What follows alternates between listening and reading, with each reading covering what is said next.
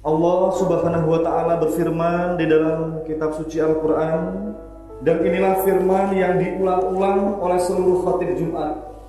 Sudah berapa ratus kali kita mendengarkan firman Allah ini. Ya ayyuhalladzina amanu taqullaha haqqa tuqatih. Wahai orang-orang yang beriman, wahai orang-orang yang mengaku di hatinya ada iman, bertakwalah kamu kepada Allah dengan sungguh-sungguh. Beragamalah kamu dengan sungguh-sungguh. Jangan setengah hati, jangan pilih-pilih, jangan malas beribadah. Hari ini harus lebih baik daripada hari kemarin. Besok tidak boleh sama, harus lebih baik daripada hari ini. Tahun ini harus lebih baik daripada tahun kemarin. Tambah hari terus tambah baik. Ibadah kita, iman kita, akhlak kita harus terus tambah baik. Kepada orang tua harus terus tambah baik. Kepada mertua terus tambah baik. Kepada istri terus tambah baik. Kepada anak cucu harus lebih baik.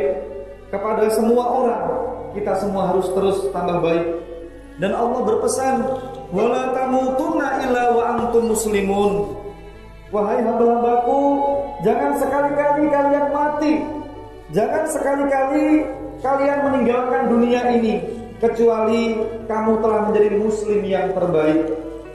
Di hari yang mustajab doa ini, Sayyidul Ayyam, melalui mimbar ini dan diamini oleh bapak-bapak yang terhormat, kita berdoa kepada Allah, mudah-mudahan seluruh yang hadir ini sekarang memang belum terbaik, tetapi kita berdoa kita semua besok ketika wafat menjadi muslim yang terbaik dan meninggal husnul khatimah. Hadirin sekalian, dalam 10 menit ke depan saya akan menyampaikan khutbah dengan satu hadis yang pendek.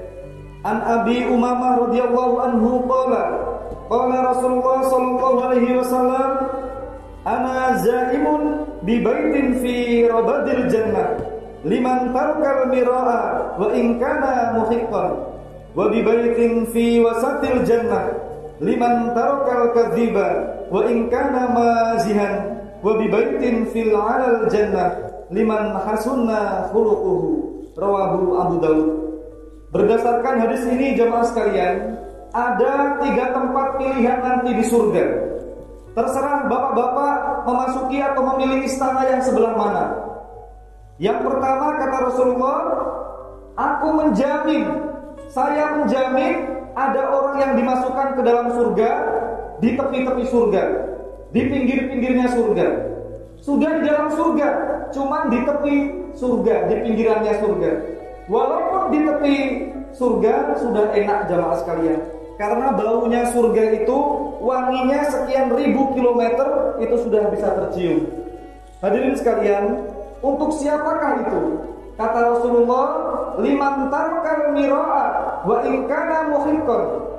Untuk orang yang tidak melanjutkan berbantah-bantahan, untuk orang yang tidak melanjutkan berdebat-debatan sekalipun dia merasa benar.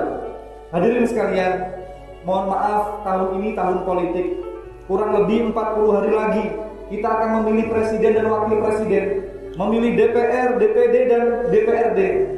Ikutilah petunjuk Nabi ini. Jangan berdebat soal calon presiden, calon wakil presiden, sampai menimbulkan permusuhan dan kerenggangan persaudaraan. Stop perdebatan ini jamaah sekalian. Sekalipun kita merasa benar, sekalipun kita memiliki data, stop berdebat, stop berbantah-bantahan. Itu kata Rasulullah SAW. Apalagi sampai berbicara yang tidak benar. Oleh karena itu kita tunjukkan bahwa kita ini muslim yang terbaik. Kita orang yang aktif berjamaah. Tunjukkanlah bahwa apa yang kita katakan itu mencerminkan bahwa kita ini orang-orang yang banyak bersujud kepada Allah. Kalau ditanya, kamu milih siapa? Katakan, itu rahasia. Berdasarkan apa? Jawab saja, berdasarkan sholat istikharah saya, berdasarkan doa saya. Cukup seperti itu. Dan ketika bapak-bapak melakukan itu, maka bapak-bapak sudah disediakan tempat istana yang terindah di surga. Kalau hanya tukar pikiran tidak apa-apa. Tetapi kalau sudah bantah-bantahan, kemudian menimbulkan kerenggangan, permusuhan, nadanya sudah naik, subhanallah, stop jamaah sekalian. Kata Rasulullah, hentikanlah perdebatan, hentikanlah diskusi soal apa saja, sekalipun engkau merasa paling benar.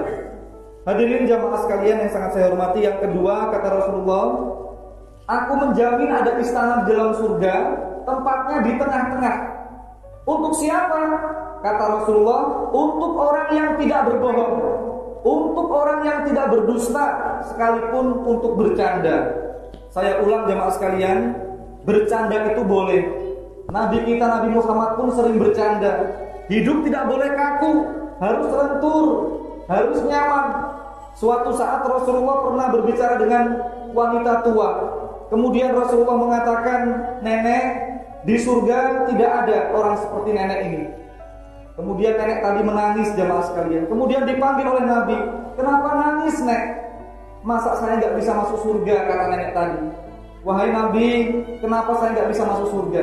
Kata Rasulullah, siapa yang bilang tidak masuk surga? Besok di surga itu, orang yang keriput itu dioperasi plastik dulu, sehingga cantik-cantik. Tidak ada yang keriput kayak nenek ini. Jadi nenek masuk surga, cuma sudah dirubah wajahnya. Tersenyum nenek tersebut jamaah sekalian. Itu candanya Rasulullah. Tidak apa-apa, tapi jangan kita bercanda kemudian kita mengandung kebohongan, mengandung perkataan yang tidak benar, tidak boleh. Rasulullah juga pernah didatangi seorang wanita. Ya Rasulullah, saya ingin mengundang Anda ke rumah saya. Kata Rasulullah, siapa nama suamimu? Ini ya Rasulullah. Oh iya, saya ingat. Suamimu itu yang matanya ada hitamnya itu kan? Loh, enggak Nabi, suami saya itu sehat, matanya normal. Kata Rasulullah, tidak, ada hitamnya mata suamimu itu. Wanita itu lari menemui suaminya, kemudian suaminya diberitahu tentang perkataan Rasulullah itu. Suaminya tertawa terbahak-bahak. Suaminya berkata, lihat matamu sendiri, di matamu juga ada hitamnya. Akhirnya istri tadi senyum jamaah sekalian. Itulah candanya Rasulullah. Yang tidak boleh itu kita berbicara, kita bercanda, dan itu mengandung unsur-unsur kebohongan, mengandung perkataan yang tidak benar. Kita semua sebagai orang tua, kalau mau bercanda sama anak, jangan dengan perkataan yang bohong. Tidak boleh jemaah sekalian. Sebab itu sama dengan mendidik anak kita menjadi pembohong di kemudian hari. Dulu ada orang yang memelihara ayam. Ayam tadi dipanggil, mau diberi jagung, dipanggil. Kur. Tapi kemudian tangannya kosong, tidak ada jagung. Kemudian oleh para ahli hadis dikatakan, orang ini pernah berbohong kepada hewan. Maka orang ini tidak boleh berbicara tentang hadis atau meriwayatkan hadis. Hadirin sekalian, berapa kali orang masuk penjara hanya karena bergurau, hanya karena bercanda soal bom. Sudah ada aturannya. Kemudian dia bergurau tentang ada bom. Daripada bergurau begitu, bacalah sholawat Allahumma sholli ala Muhammad, atau zikir subhanallah wa bihamdi subhanallahil azim la ilaha illallah. Kalau sudah masuk penjara, siapa yang menangis? Istrinya menangis karena nafkah itu digantungkan kepada suami. Anaknya juga menangis, bikin susah. Ternyata jemaah sekalian, berkali-kali Rasulullah itu memang benar. Rasulullah itu benar. Ikutilah itu petunjuk Rasulullah supaya kita jadi orang yang enak hidup kita. Man kana yu'minu billahi wal yaumil akhir falyaqul khairan aw liyasmut. Siapa yang beriman kepada Allah dan hari akhir, bicaralah kecuali yang benar. Kalau tidak bisa bicara yang benar, lebih baik diam.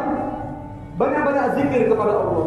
Yang terakhir jemaah sekalian, ada ruangan di surga yang tempatnya tidak di tepi, tidak di pinggir, tidak di tengah, tapi di tengah yang paling tinggi, yang teratas. Kata Rasulullah, siapa itu yang akan menempatinya?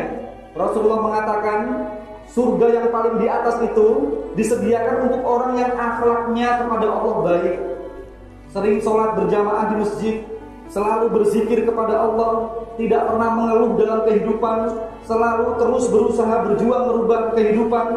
Itulah orang yang akan menempati istana di surga yang paling atas. Saya yakin jamaah sekalian, kalau orang itu aktif berjamaah, aktif berzikir, aktif bersilaturahmi, tidak akan terjadi di antara kita ini menjadi orang yang stres, kemudian membunuh istrinya, membunuh anaknya, bahkan memperkosa anaknya. Kita lihat di berita akhir-akhir ini, Orang-orang terdekat itu yang menjadi pelaku kejahatan. Tapi saya yakin orang-orang yang hatinya selalu ingat kepada Allah, selalu sholat berjamaah di masjid, selalu bersyukur kepada Allah, maka dihindarkan dari perbuatan-perbuatan dosa tersebut. Kemudian jamaah sekalian, orang yang akhlaknya baik kepada manusia, selalu menghargai orang, tidak melukai hati orang, bukan hanya baik kepada manusia, akhlaknya baik kepada lingkungan, tidak boros air, tidak buang sampah sembarangan. Itu semua bagian dari orang-orang yang disediakan di surga, istana yang paling indah, ditempatkan di surga yang tertinggi. Sebab jemaah sekalian, ketika kita boros air, sama dengan kita menyuramkan masa depan 100 tahun yang akan datang untuk anak cucu kita. Kalau kita kemudian seenaknya membuang sampah plastik sembarangan, kemudian tanah tidak subur, lautan menjadi rusak, lingkungan tercemar, sama dengan menyuramkan masa depan sekian banyak orang. Jadi hadirin sekalian, saya ulangi kembali, ada 3 tempat di surga. Ada 3 tempat di surga. Yang pertama, di tepi surga, di pinggir surga. Untuk siapa itu? Untuk orang yang menghentikan perdebatan sekalipun merasa benar. Yang kedua, di tengah-tengah surga, untuk orang yang tidak berbohong, untuk orang yang tidak berdusta, walaupun untuk bergurau atau bercanda. Dan yang ketiga, istana yang tertinggi adalah surga untuk orang yang akhlaknya kepada Allah baik, kepada manusia baik, tidak peduli agamanya apa. Dan yang ketiga, baik kepada lingkungannya. Mudah-mudahan yang hadir di sini masuk surga bisa memilih ketiga-tiganya itu. Bila perlu, kita semua langsung ke surga yang tertinggi. Amin ya rabbal alamin. Aqulu qouli hadza wa astaghfirullah innahu huwal ghafurur rahim.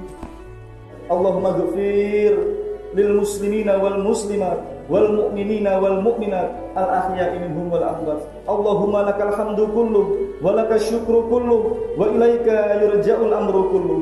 Wahai Allah, kami bersyukur Engkau masih menghidupkan kami sampai Jumat ini.